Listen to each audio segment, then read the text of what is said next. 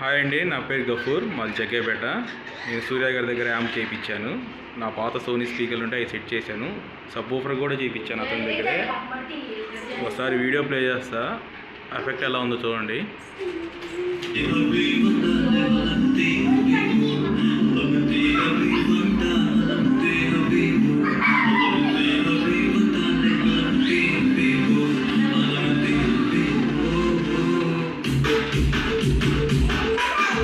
Base చాలా క్లియర్గా వస్తుంది.